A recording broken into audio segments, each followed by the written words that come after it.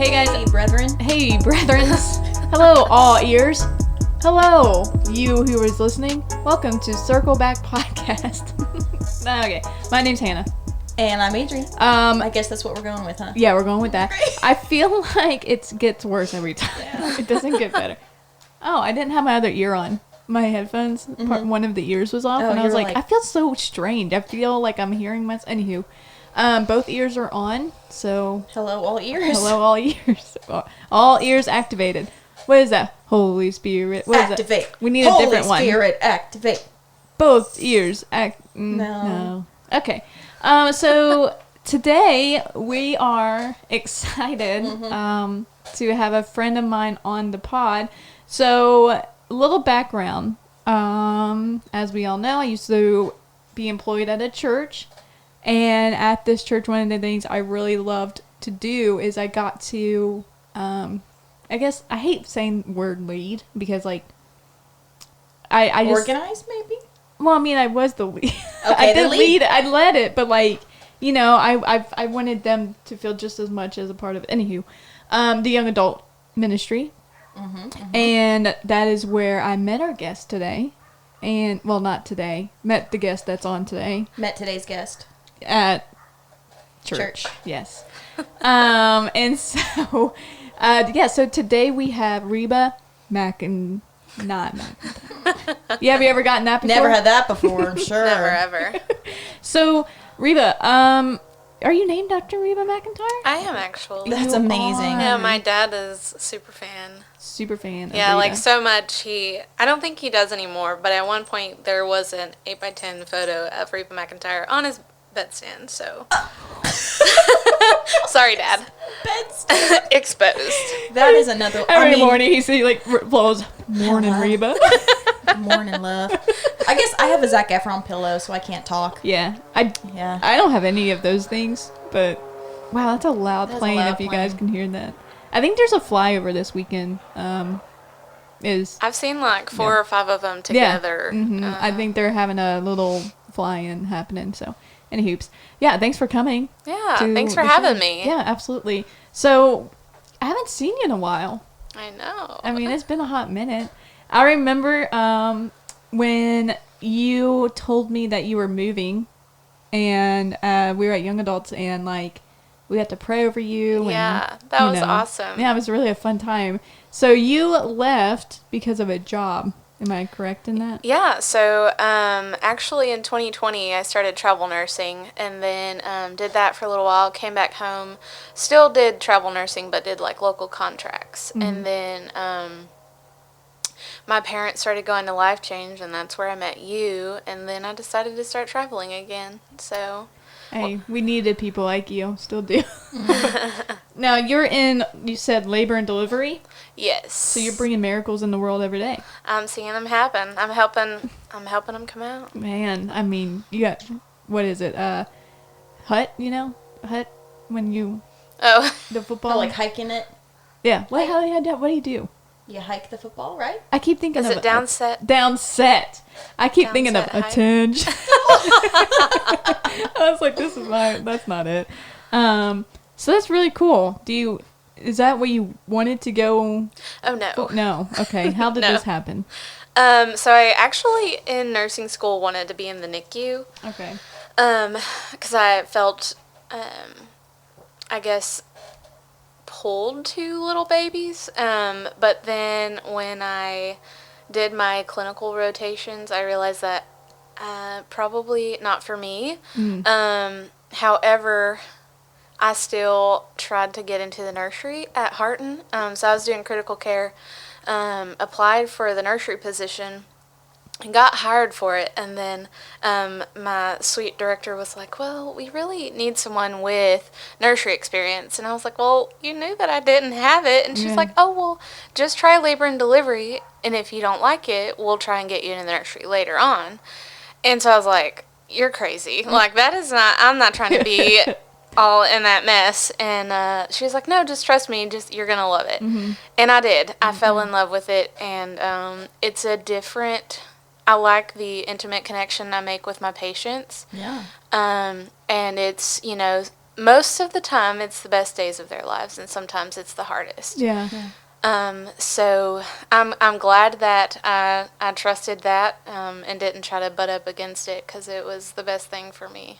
Yeah, it's really interesting how a lot of times with nursing, I feel like people will go in this mindset of doing this particular specialty, I guess, and then they either get into it and they're like, actually, this isn't for me, or kind of like in your, like, this is what's needed. Yeah. And a lot of times that's where you get what you actually stick with. Yeah.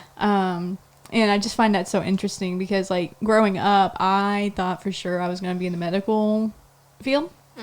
And it was very, very quickly, I was like, I want to either be surgical tech, but then I was like, hey, I'm going to go farther. I want to do flight nurse. Like, I want to do live flights. Yeah. And then I just thought, and I was like, man, like, it's not like you're calling a flight nurse for good things. It's always bad things. Like, you know what I mean? It's always bad. It's always like the worst case scenario.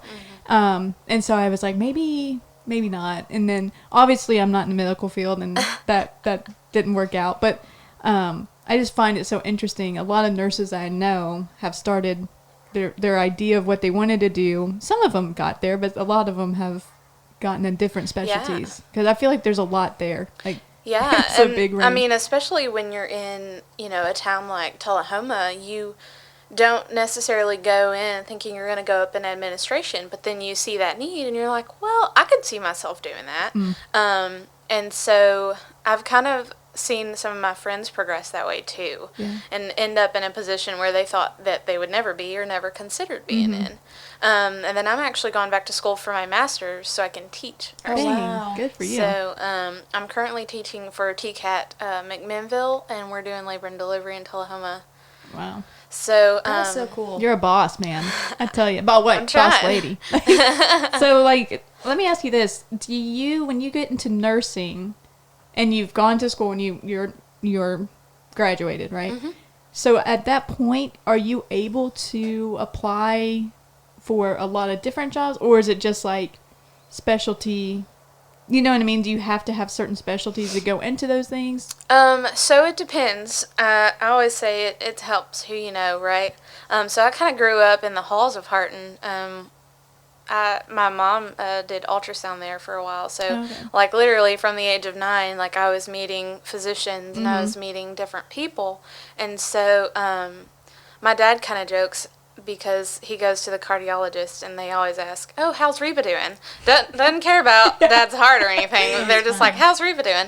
But it's just because I grew up in that environment. But when I was in nursing school, I knew that I wanted to get my hands on stuff. So I became a patient care tech on the PCU floor, and then I drew blood in the outpatient lab. And then that kind of helped other people get to know me, and so I got asked if I would want to join critical care when I graduated. And I thought she was crazy. And looking back, I kind of feel like they just needed an extra body. An able body. I'm like, oh, look at me. Like, someone's kind of... Yeah, but then now looking back, I'm like, yeah, maybe. But critical care was not for me. And so I think that, a lot of instructors will tell you need to get med-surg so you can get your skills, like, your IVs and your Foleys and all that stuff, that your basic skill set, your time management. Because med-surg is hard. Like, kudos to the nurses that have been doing that for years and years. Like, I did my med-surg clinical, and I was like, I don't know how I'm going to function. Like, maybe nursing is not for me. Yeah. So what is med-surg? So it's like your basic, like, when you think of, someone got admitted to the hospital, that's med-surg. Oh, okay. So like pneumonia, right. Like sometimes maybe they had a surgery. I mean, there are surgical floors, but like maybe it was a simple surgery and they just need to be observed or something like that. And then people coming over from nursing homes. Like the most professional caretaker type of. Or yeah. is that like insult? it's multi-skilled, right? Yeah. So your emergency department, they have all kinds of things come in. So your med-surg is essentially your inpatient ER. Okay. So like unless they're severe and go to the critical care, or unless their mom go to labor and delivery, or they have a severe surgery that needs more attention, they're going to go to the med-surg floor. Okay. So, like, your patient ratios are probably like 6 patients to 1 nurse. It's insane. Oh, wow. It is insane. So is that the hard, was that what was like, this isn't for me, or was it? Yeah, I was like, I don't know that I can handle that. Because if you think about all the ins and outs of that, like scheduled meds, you've got, maybe 30 minutes to an hour before and after, and doing all of that in a 2-hour time frame. And then it's like, oh, I got to hand out lunch trays. And then, oh, I got to get vitals. And then it's like just to continue, like you don't ever stop. Yeah. So like how can you chart and how can you connect with your patients? Like that was my thing. It's like I want to be in front of my patient, be present, and let them know that I care about them and I hear you and I know what you're going through and that matters to me. But I feel like when you're just run ragged, you can't connect like that. Yeah. And I feel like probably when even if you want to and you try to, in the back of your head, you're like, oh my gosh, I've been in here too long. This other patient's waiting for me and I got to do this, I got to do that. And it seems, that would be difficult. Hearing that, I don't think I would be able to do that either because I'm very... personable. Oh, yeah, you got, you're scooting out the door. Yeah, right. Yeah. I've met, so in the past, 6 months, I have been in that hospital, countless times. And it's just countless times. And so much so where, I'm walking through the halls, I'm like, what up, guys? I know these people now. Yeah. And I'll tell you that, when my mom passed away in March, and so she was on, I guess it wasn't ICU, it was even above that, it was I don't know, CCU, critical care unit, I guess, or something like that. Anyway, but those nurses, man, they saved my, that was a safe haven for us because they were very intentional, and you knew though, you walk around that place and you're the amount of time that they have to take, because these are critical people, they're on the edge of death, a lot of them, and you're just gosh, man, the things they have to do. So when my mom passed, it was a decision made of what she didn't want, with I don't know how to say this without, but basically life support. So you turn off life support, and I remember, the nurses just standing there with us for, the whole time. Literally the whole time of Mom's in life, they were in the room. And they weren't checking on her, because, what can you do at that point? Right. It was just more of, can you... they were bringing us food. They were bringing us food. Yeah. And I'm just sitting there, and then we just leave, and then those nurses just, go to the next one? And it's goodness gracious, that would be terrible. I'm very thankful for them, but I don't think I'd be able to do it. That was one thing that made me leave critical care. So, because there, when I worked there, when you bond with this patient and their family, and then, or sometimes you have a patient that doesn't have family, and they're dying, and you have to be their person, their advocate, and their, and so for me, it was an honor to be able to go through that with them. Yeah. But it also, there's stuff behind the scenes that happen. We have to call Tennessee Donor Services. Yeah. And then we have to tell the family, hey, someone's going to be calling you. I know that this just happened. Yeah, they did that to, I know that this just happened, and I'm so sorry that this has to be that way, but this is what we have to do. And I tell you what, they'll call you in 30 minutes. They don't waste any time. Yeah, they don't waste time. But there's also, some grace behind that, because if your person is a candidate, then we got to get the ball rolling. Right, yeah. But the postmortem care for me, it was an honor, but it was so hard to process that. And I believe in Jesus, and I have a good relationship, and so I can't imagine what it's like for people who don't have that. Yeah. And how to process that. Mm-hmm. So. Yeah, I think those people on that floor, you have to have a heart behind, or you just wouldn't be, you wouldn't want to do that. You know what I mean? You wouldn't want to be there. I mean, and even someone like you're saying, like how hard it was for you, but you have a heart of like, you can just tell listening to you, a heart for people and a heart for these patients. And it's more than a paycheck. It's more than just walking out of the room. It's more, it's more than that. And when you have good nursing, a team, I guess, because there was a lot involved. There were a lot of people involved in my mom. Yeah. When you have that, you just feel, in the worst of times, you feel at least we know there's good people here. Like, at least it wasn't just another name they checked off. It didn't feel that way. Yeah. Like, I'm glad that was the experience that you had. And honestly, at your bigger metro hospitals, you may not have had that experience. Right. I mean, I remember, some family members of mine going through the same process and me just being like, okay, well, where did they go? Yeah. Right. Yeah. Now. Yeah. And so, like, you're just there, and it's just like you said, we're on to the next. Mm-hmm. And so, like, I've always been very intentional, even on the other aspect of that in labor and delivery. Like, I go and if we delivered at the beginning of the shift, at the end of the shift, I go by and I check on you and I see how you're doing, if you're not my patient anymore. Yeah. But, and so you can't just be there for a paycheck. I mean, there are nurses that are, sure, unfortunately, but I think the majority of us really do care about what we do, and I think the nurses that are on the other side of that, I think they're burnt out. Yeah, I think that they've experienced so much stuff that they probably shouldn't have, and I think that's what happens. Yeah, it's kind of like teaching. You don't get into it if you don't see yourself there at some point in life. So you have your BSN? I currently have my bachelor's. Yeah. So you're getting your MSN? And where are you doing that? MSN Messenger. No.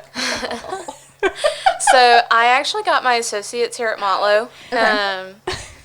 And then I waited a little bit, and I went back online at WGU, Western Governors, and got my bachelor's. And then I'm going back there for my MSN in nursing education. Wow, that's so cool. So that's online? Mm-hmm. How's that work online? So WGU, it's at your own pace. So like I had 4 scheduled courses between like July and December. I'm currently finishing up my 4th, and so I'll be able to accelerate and either add hopefully another 2 classes on there. That's so cool. But you just take it one class at a time. Like what's the like, I guess to me, because I'm more of a hands-on learner, but you kind of already, you have hands-on every day. You're still working, right? And so you're far along in your career now. It's just like, so you're just learning textbook things now of like... So a lot of it for your master's is like research and reading research articles and journals, which is exhausting. I'm sure. But reading different data, and so like right now I'm in informatics. So like look at your county rankings and what trends do you see, and what suggestions do you have to improve that kind of stuff. And so in my head, I'm like, what does this have to do with education? But it does some way or another. But I'm excited, like the last few courses, you get to develop your plan for, like let's say your pretend class or whatever. So you do like an 8-week lesson plan. That's really cool. Do you have to do a thesis presentation for a master's? I don't know. I'm assuming not. I haven't heard. I just know that the last couple of classes, like you do like a certain lesson plan on like population health, and then the very last class is when you make your own over whatever you would want to do. Like you make test questions, curriculum, all that kind of stuff. That's crazy. But I think thesis may be PhD, but I could be wrong. I guess you'll find out. I guess so. Man, I'm like, that's a lot. Yeah, I'm sitting here like, I know. I'm in A and P right now, and I'm like, this is a lot. Yeah. One thing at a time, I guess. I love it though, and I always said that I wasn't going to go back to school, and then I did. So. Well, kudos to you. Yeah. So tell me about. I'm interested in this travel nursing. Stuff. So you were one of the many brave souls that kind of took COVID by the horns and did what you thought was correct and well. And how was that for you? So what kind of nudged me to start travel nursing, I didn't realize like how big COVID was actually going to get. Yeah. But I had a coworker of mine who, we would kind of tease about going and traveling together, and then, I was like, okay, so I started getting my stuff turned in to different agencies and stuff, and I was like, hey, did you get your stuff turned in? And she's like, no, not yet. So it turned into me going and traveling. Abandoned and alone. But I love her. She's so sweet. But eventually she did too, but I think we were just on two separate timelines, and that's perfectly fine.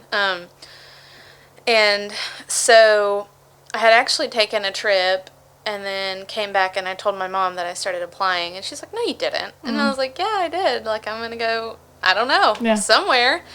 And so I ended up in West Texas. Yeah. And so I didn't, necessarily work COVID units, but pregnant moms still got COVID. Mm-hmm. So you were still in labor delivery this whole time. Okay. Right. Yeah. No, I was not a brave enough soul to go into the thick of it. Well, I didn't even know. I don't know. I didn't hear about travel nursing until COVID, so I just figured everyone was. Yeah, I didn't even know that up. was a thing. You know what I mean? That people did that as it wasn't as normal, I guess, as I thought it was. I don't know.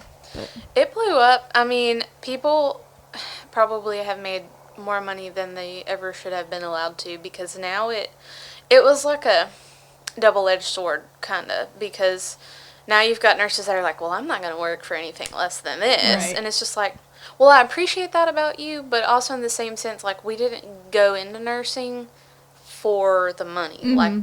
I mean, maybe if you're a CRNA or, somewhere up in the administrative level or something like that. But now, granted, if I sign a contract, I have my own stipulations of, okay, this is what I know I need to make in order to live comfortably and still live the life that I want to live. Mm-hmm.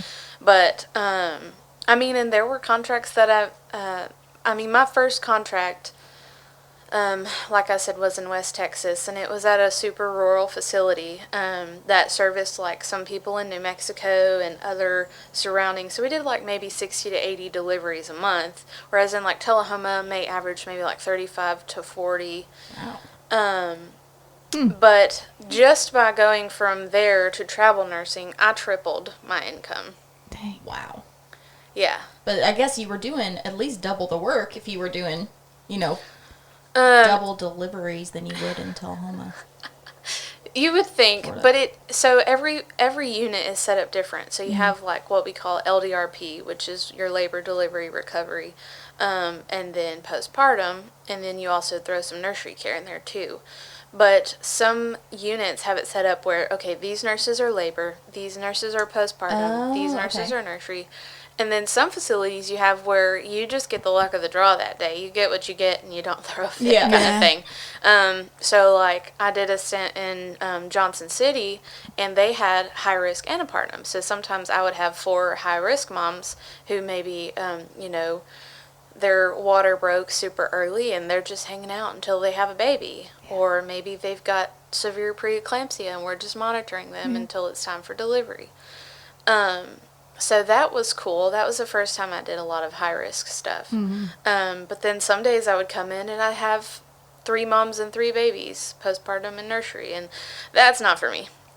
Give me the labor. Give me the fun stuff. And I just think with that, you just build such a special relationship with your mom. And the Appalachia population, there was a lot more drug use than I was used to. So I felt really connected to those mothers because it's hard. It's hard to, number one, admit that. Mm-hmm. And then number 2, you don't want to harm your baby.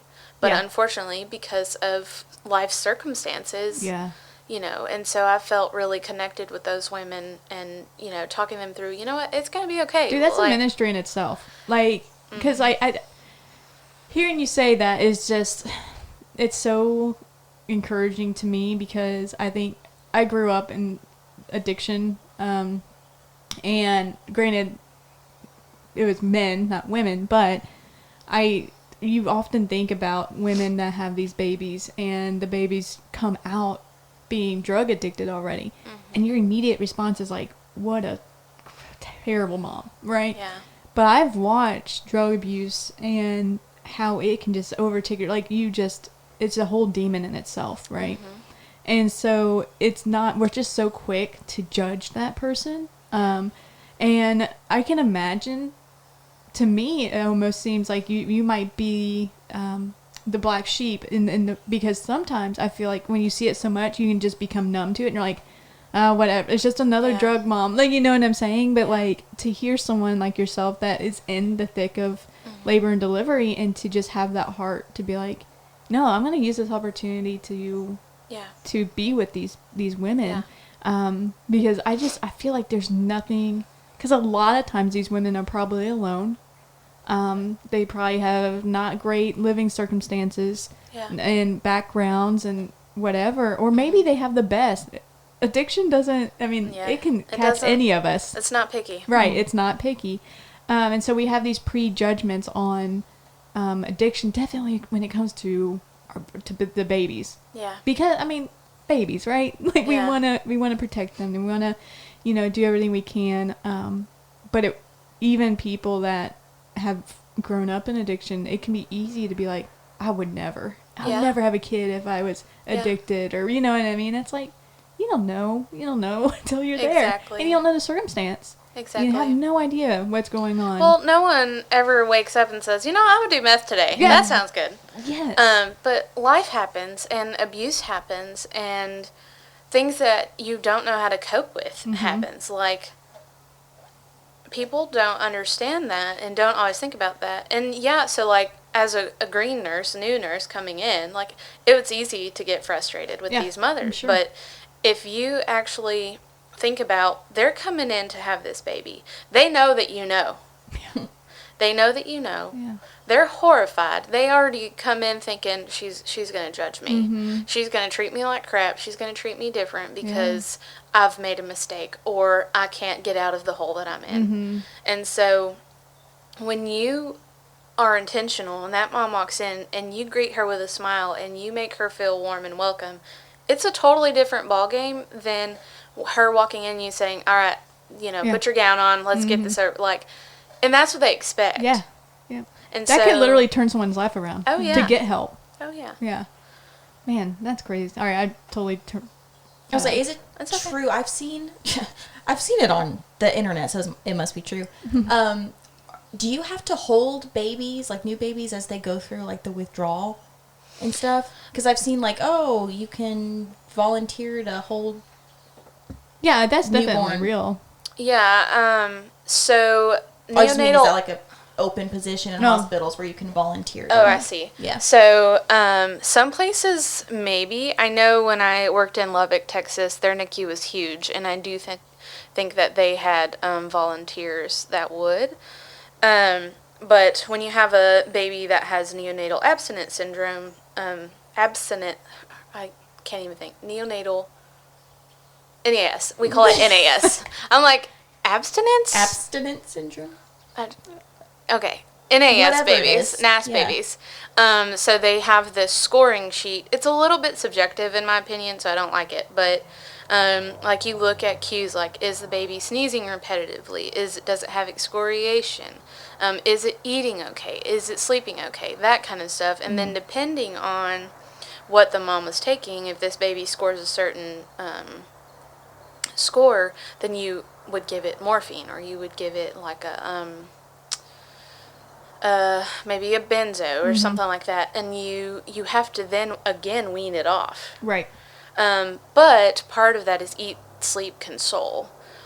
So yeah, there's a lot of times where these babies that are severely withdrawing, they will just be held a lot of the times because it's pain, right? And so when you're in pain, when you're held, that pain somehow or another, just by human touch, as an adult, that pain is somewhat relieved. Yeah. So if you can imagine just being embraced as a little baby, how much that pain is going to be Yeah, and they relieved. don't know what's going on. No. And they can't express that except to Right. scream. Like, Right. you know? Right. Which we wouldn't do as adults most of the time. Like, you know, and I think one of the I think this brings in so much more than just, you know, unfortunately, I think the view on drug addiction with women in particular, like that's why a lot of women are having their babies at home and they're drug addicted, and who knows what happens to them or the babies, or you know what I mean? And it's like, if we could have this, you know, I don't know what it would, I don't know how we fix it except do what you do, and it's each person, you know, one by one, we just treat them as if they are the best possible, like, you know, and because they're already, like you said, full of shame, full of guilt, full of all this stuff, and maybe they're giving that baby up for adoption. Maybe they're, you know, maybe they have gone to and looked through abortion clinics, or maybe, like, there's so much there, right? Yeah. And it's just, I just love how serious you take that, and how you understand. It gives you like this whole outlook on addiction, and whether men or women that struggle with that, because it's like, dude, it is so much more than just your next fix. It's so much more than that. So, yeah, I'm sure that's difficult. I mean, that's got to be very difficult. Well, and like you said, it's not always what it seems. So, like, you have women who are on a prescription that has helped them get off of street drugs. And so even though they're on a prescription, that prescription can still cause withdrawal symptoms. So you've got that aspect, and these moms are still embarrassed. They're still like, but there's also like a balance. So if you've got a physician that's been prescribing this for 7 years, like, are you really helping her get off of it, or are you still just enabling her? And I'm not saying that everyone is enabled by this. It's a very touchy subject, but you have to sit back and think, okay, are we really helping this mom? Like, does she need something other than this medicine twice a day? Yeah. Or, you know, does she need to be in a program? Yeah, Does like, she are we need to replacing one vice with another? Exactly, exactly. And so a lot of the times, like, I'll just have conversations with him, like, tell me a little bit about yourself, you know? And then if it's something severe, like, how, do you mind me asking, like, how did you get here? Yeah. Or, like, you know, a lot of the times their partner will just come in and just go to sleep on the couch. Yes. Yeah. All 24 hours of the labor. And you know that they're probably using as well, if it's street drug related. Yeah. And so, you know, she's going to have no support when she goes home. And depending on, you know, there's certain things where Child Protective Services will get involved in. Right. In some, you know, some cases, like, let's say THC, they're just like, oh, you know, it's THC, just, you know, don't do it around the kid. Kind of just touching and going. And then there's stuff where we're like, okay, this is this baby will not be safe if it goes home. But then there's, again, still some stuff that you're kind of like, are we really helping? Right. Are we really helping, or are we just kind of shoving some stuff under the rug there? World's greatest question. And that, it's got to be frustrating to be in it all the time. Yeah, it can be. It can be. It can be very disheartening. And then, it, you know, when you've done it for 30-something years, like you said, you just get numb. Yeah. You just get numb. Yeah, I think it's like you had said at the beginning, I think it's like this double-edged sword of, like, I guess this is where you have to really rely on your good days. Like, because I'm sure there's some days where you might have, like, you know, back to back of drug addicted babies, or you might have, you know, and depending on where your hospital is, there's some hospitals are sitting right in the middle of these drug counties, and you know, so I worked for a pharmacy, and it was next door, like, it was inside, and you know how, like, a strip mall type thing, there's stores right next to each other. It was inside the same building as a Suboxone clinic. And I was watching these mostly women come in, and I mean, they're withdrawing, they're begging for us to give them just their one more, you know, and it got so much for me that I couldn't work there anymore, just simply because I think it hit home a lot with my family. Yeah, and, that's understandable. And I just kept seeing, I'm like, I'm not helping these people. Like, I don't feel like I'm helping. Now, don't get me wrong. I am thankful in my own life for that medication has saved my brothers before.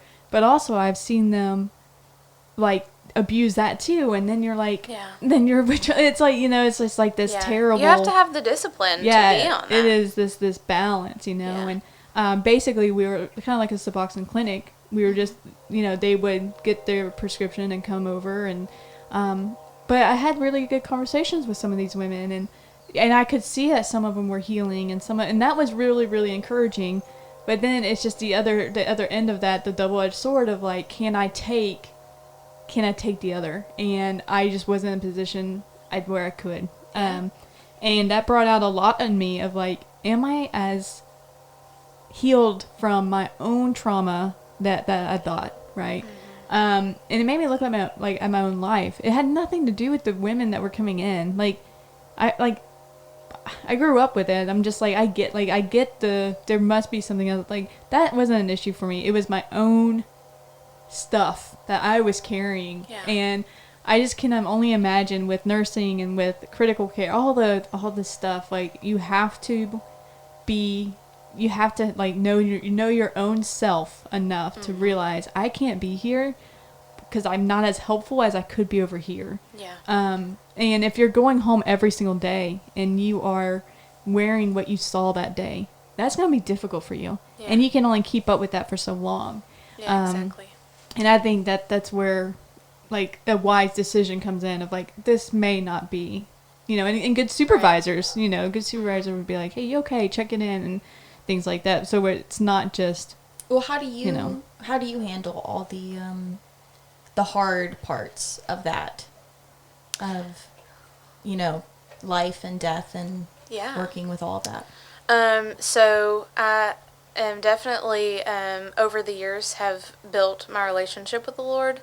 And like I said, I don't know how you could do what we do and not have that relationship.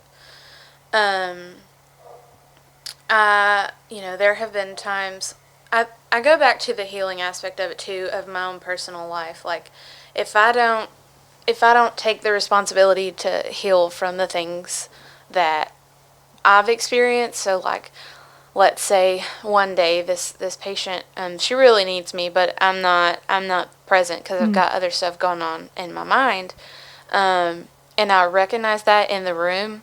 What I'll do is I'll step out and I'll go to the bathroom and I'll either cry if I need to cry, I'll pray, cry, yeah. I'll do whatever I need to do, and then I'll come back and I'll say, I'm so sorry. I was not giving you my best, but I'm here now, and we're gonna get through this. That's so human of it. That's so humbling of you to do, because you could easily, like, go take care of your stuff and just come back. But for you to take them time to be like, hey, like, can we reset? I've reset. Well, that took a while for me to get to, because it's easier for me to leave that room, go complain about the patient to my nurse friend at the desk, and then us all just go, yeah, I know, I can't believe she, but then the patients hear that, the families hear that, other patients hear that, and it's like, if you are sitting there talking about that patient, then what do you say about me? Yeah. And so, like, I realized that that's not who I wanted to be. Now, sometimes it's still easy to slip back into that, especially depending on who you're working with and who you're surrounded by. But back to your question, my main thing is just having that relationship with the Lord and realizing that they have come here and put their trust in me. They trust my abilities. They trust my skills and my knowledge. And I have to prove to them over this 12-hour shift that they're right, they can trust me. Yeah. And what sometimes that means advocating for them to physicians. Most of the time physicians want what's best for the patient. Sometimes they want what's best for the physician. But that's where having that backbone, saying, you know what, the patient said this, I think this is what we're going to do. And then you spend so much time with them, way more than a physician. Yeah. And then just taking care of myself. So, like, sometimes it's easy to, like, sometimes I have a really... Hello, airplane. Sometimes I have a really hard time, like, even just wanting to take a shower. Because I just want to sit on the couch and do nothing. Yeah, I bet. And then I'm like, if I don't take care of myself and I don't do the things that I'm telling other people to do, like, especially postpartum mothers, like, make sure that you take that shower, make sure that you put your baby down for a little bit, hand it off to your spouse, hand it off to your mom, and just say, I need a moment. But if I'm not taking care of myself, like, I haven't worked out in a very long time, but I know that when I work out, I feel better and I can bring more to the table. So if I ever am working and I feel myself slacking, I'm like, okay, I got to make some adjustments. And then I look at, okay, what am I doing? What am I not doing? And what do I need to be doing? Yeah. That's really mature of you to look inward instead of outward. Yeah. Like, oh, it's just these people. Again, it took me a long time to get there. I mean, we're human. Yeah. And I don't think that stops with nursing. That is a life thing. Yeah. As a spouse, as a child, like, okay, why am I? It's just like, that is what we have, because this life, man, it's not going to go the way we want it to a lot of times. And a lot of times can't change our circumstances, but we can change how we react to them. We can change how we, what we do. And sometimes it takes a long time. Sometimes you have really good months and sometimes you have really bad months, and just taking it day by day, I think, is the best thing you could do. And I think your position is so unique in the sense of, are you allergic to cats? No. Okay, good. No. Cats like all over you. But, when you're in ICU, critical care, like, you kind of have this expectation that this person may not be going home. Yeah. For you have the highest of highs, but then you could have, like you said earlier, the lowest of lows in a second. Mm-hmm. And anything could change in a second. And that is, like, to me, more challenging than going in realizing, like, I know kind of what I'm getting into today. Like, for you, it's kind of like, I mean, I have a hope of what we're getting into today, but it can change, at any moment. And I guess health, any position could, but I just think, like, life is the most exciting thing, and then you could have death very quickly as well. And that's a lot to hold. And so, like, I'm encouraged. Is that not terrifying? I feel like it's so terrifying. The cat? No. The cat is terrifying. No, to work in a field, because I'm in surgical tech school, but it's not really going to be up to me if a patient lives or dies, So I feel like that's a lot. I think for us, it feels like it's all on us, but like we mentioned earlier, having a good team. So, like, a good team will make or break whatever the heck happens that day. Yeah. So, in critical care, like, I mean, I saw some crazy stuff. Yeah. I did some crazy stuff and stuff that I never thought that I was going to be able to experience, or even thinking that I wanted to experience. But in labor and delivery, it's also the same thing. Like, you would think that our day-to-day looks similar, but sometimes it doesn't, because crazy things happen. Yeah. Babies call the shots, and, there's a lot of dangers that come with pregnancy and delivery. Yeah. And so, there's one word that you don't say ever on a unit, and that's the Q word, quiet. Quiet.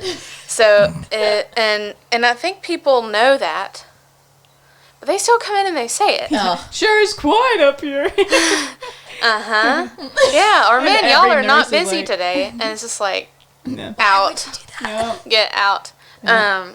But, I mean, they're, going through and teaching my students now and, like, telling them all the things that can happen and thinking back on how many times I've experienced things where, like, the Lord had to be present, because even though we had all the tools and the resources to take care of it, like, there have been women on the table who have delivered via C-section who have lost 4 liters of blood.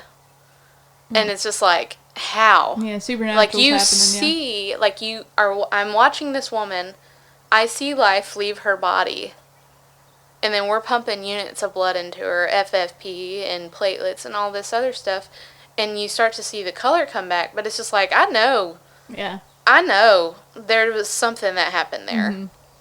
And so, it is just, I don't even know. Always on your toes. Yeah. I mean, it's never the same.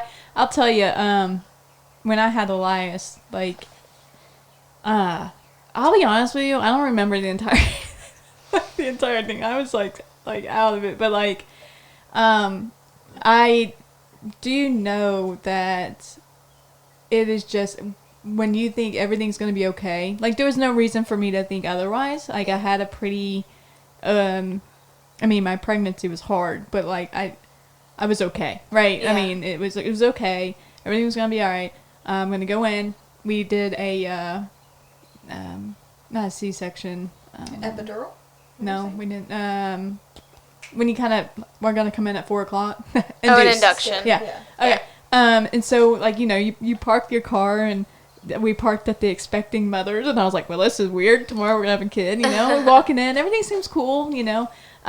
Which every time I'd go to the hospital, like the last month of being pregnant, they were always like, what are you, like 3 months? I'm like, nope, 9. Like, we gotta get this, like, because I didn't grow as much. Yeah. And a lot of people are like, oh, you're so lucky, but at the same time, like, he didn't have much room up in there. Like, and so, but I remember everything being cool and everything, like, I was like, hey, this is gonna be okay. And then, until it wasn't. And all of a sudden, Elias wasn't breathing. And all of a sudden, they had to get him out really quickly. And all of a sudden, I'm losing a lot of blood. And all of a sudden, I'm blacking out. Like, how quickly things can change. And, like, and God Lord, that is so wild. In that moment, though, for me, like, I honestly, I didn't know what was going on. Like, I was so, like, on the cusp of, like, just not being here anymore. Like, I was just, like, I remember just everything going black, and then all of a sudden I was awake and I had this kid, like, and it's like, these people are, like, incredible, because it's like 1 minute they told me, they're like, he probably won't be here till like 10 p.m. Okay, cool. And then literally in a second, like 8 nurses are in there and he has to come out now. Like, and you're like, holy crap. Like, and so just being on that side of it, I'm like, man, I can't imagine them thinking, okay, room 203, it's going to be good for a while, and then all of a sudden they're not. And it's like... It's interesting to hear it from your perspective. Yeah. And like, because in that moment, we try to be as informative as we can. Like, hey, baby's not doing good. We got to get baby out now. Like, we were hoping for vaginal delivery, but, baby's called the shots, and we're just going to go get baby out now. And then, like you said, a lot of the times, it's not just trying to take care of baby. It's taking care of baby and mom, because... Yeah, you have 2 patients at the same time. Yeah. So, again, that's one of the things. If you have a good team, everything's going to be fine. Yeah. Granted, there are some things that we can't do anything about, because the Lord is like, this is how this is going to go. Yeah. We don't understand why, and it sucks. Mm-hmm. But a good team, like, will make or break your shift. Yeah. I'm sure, man. I'm sure. So, with you working in labor and delivery, do you have the one day, if you ever have a child of your own, do you think that's going to be difficult? Oh, yeah. Yeah. Yeah, I would have rather to be blissfully unaware. Yeah. I'd be like, hey, you guys, you going to come turn me in here or what? Yeah. Because you're going to know, like, every step of everything. Yeah, because I know how to read a monitor. I know. Oh, my goodness. I know if my cervix hasn't changed in 6 hours, what the doctor's sitting there talking about. Yeah. Like, that's got to be. But also, it's great because I'll be able to advocate for myself. Yeah. And I'll educate Grady along the way, and like, hey, if he asks you this question, absolutely not. If he asks you this question, yeah, we're fine with that, so on and so forth. But yeah, that's gonna be crazy. That has to be to know so much about something, and then, but luckily, I mean, I'm sure everyone on the floor knows you. So like, if that day comes, and if you have a baby at the hospital you work at least they'll be real with you and not treat you like you don't know what you're doing. People have asked, like, if you do have a kid, like, are you going to deliver at Hardin or are you going to deliver somewhere else? And it's like, I don't know, because I know the nurses there and I trust those nurses. I know the physicians. I trust the physicians. But also, like, there's such thing, I think there is, as the nurse curse. And so, like, crazy things happen to nurses. Okay. And so it's like, would I rather them have to experience that, or like go somewhere else where like, and not even tell somebody I'm a labor and delivery nurse, Right. and like just have like what's gonna be better for me. Yeah. But it's also like I would just put it in God's hands. Yeah. Like there's no point in me trying to control the situation because I can't. Yeah, that's a good way to look at it, So. Reba. But that's not a lot of people do. That's crazy. Because we try, I mean, we do. It's so funny. When I was pregnant with Elias, like, you know, when you hear about all this stuff, they're like, don't do this, this. My doctor was like, look, you can have a Coke, just don't drink 3 liters of Coke in a day. Like, you know, different things like that. And you just don't. It's so funny because my mom would be like, oh, we didn't have any of those rules when we had you. And it's just, we were chain smoking and delivery, like the labor guys like smoking as you're getting delivered, like your first breath of air, cigarette smoke. He's got a little ash on his head. Yeah, I thought that was a birthmark. Now just rub it off. It's fine. Do you have you delivered any babies of people you know? Yes. Really? Yes. How is that? Is that strange? It's only as strange as you let it be. Yeah. Like I'm pretty professional, so I feel like, or at least I try to be. And then I always ask, you know, or like, are you okay with this? Are you comfortable with this? Because most of the time, like, you can kind of read somebody's body language, and I can say, hey, you know, I know that you're enjoying taking care of your patient over there, but this girl and I know each other, and she's not comfortable. So you guys can just switch, no biggie? Most of the time, yeah. So when my ex-boyfriend's mom was my labor. Oh, beautiful. Yeah. Beautiful. And now she was great though, wasn't she? So you probably know Jenny Shelton. Okay. I somehow I knew. You knew. That. Okay. Yeah.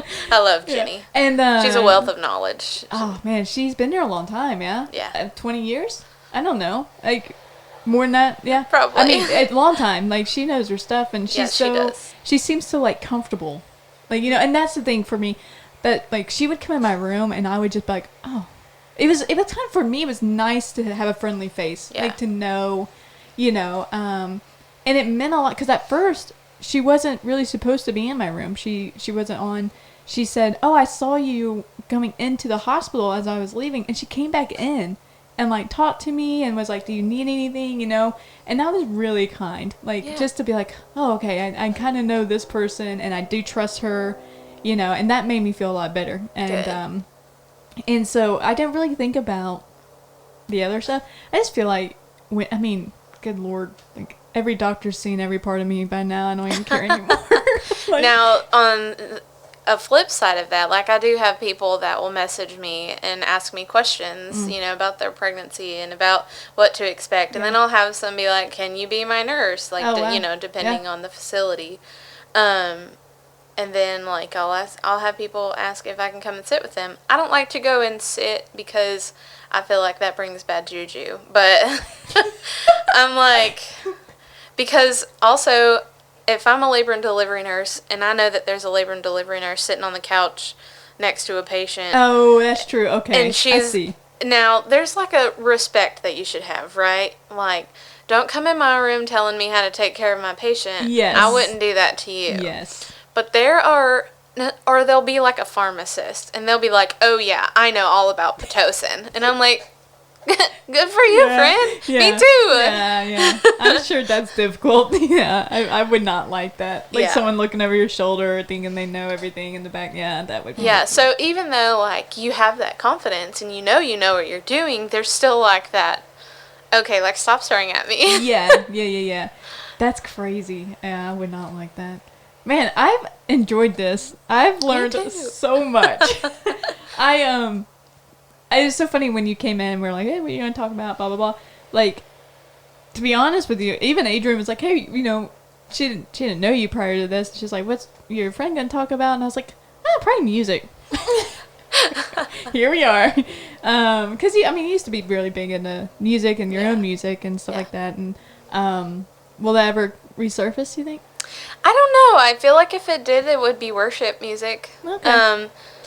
So yeah, I do have an album out that I released a few years ago, and I actually released it on my grandpa's birthday, June 15th. So, and then on the physical CD, like on the little CD, it's a picture of him a long time ago, and then on the CD case itself on the inside, there's a picture of him holding me when I was really little. So there's a lot of, I created all of that stuff myself because I knew what I wanted. Yeah. I knew what I wanted to depict, and that was me. Because when I was working on putting it together, the guy I was working with was like, you need to come up with your image, like your brand. And I was like, I don't know what that means. Like, I'm just me. Like, I don't know what you want from me. And he's like, well, what about like Gretchen Wilson or like this person or something like that? I'm like, that's not me. Like, I can be sassy, but for the most part, like, But anyways, so I was very grateful to be able to do that project. And travel nursing, I wouldn't have been able to do it without travel nursing. Yeah. So, because it's expensive. Oh, yeah. But I got to work with Johnny Garcia, who works with Trisha Yearwood and Garth Brooks. Oh, okay. So I got to do a lot of recording in his studio. So that was fun. Just, man, these guys are busy today. Outdoor noises. There's a lot going on. Dude, that's loud. That might crash into us. The airport's really close. Yeah. Anyway, but that's really cool. Yeah. So, yeah, it's been out for a few years. You can hear it on all the platforms. If you're really interested, it's Reba Nicole is my stage name. Yes.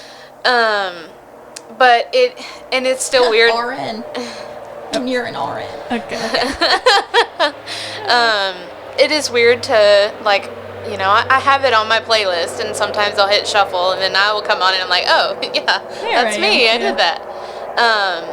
But it is also weird. I've grown a lot in my faith since I met my husband, and listening to myself sing some of that stuff, it doesn't feel as right anymore. Yeah. Like, that was me when I was going through that part of my life. Yeah. But, like, now I'm just like, I can't always relate to that stuff anymore. And so, yeah. That's really cool, though. Like, because your growth, it shows growth. Yeah. You know what I mean? Yeah. That's really So neat. I do feel like if I ever did another project like that, it would be worship. Yeah. That's cool. That's really neat. Yeah.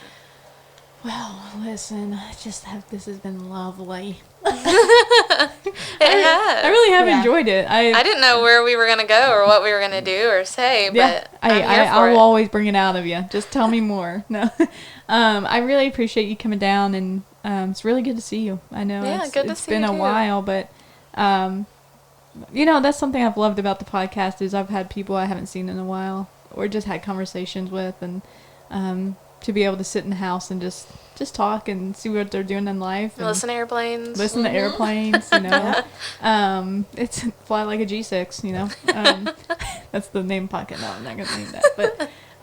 But yeah, so anywho, I appreciate you, and I hope you had fun. I did.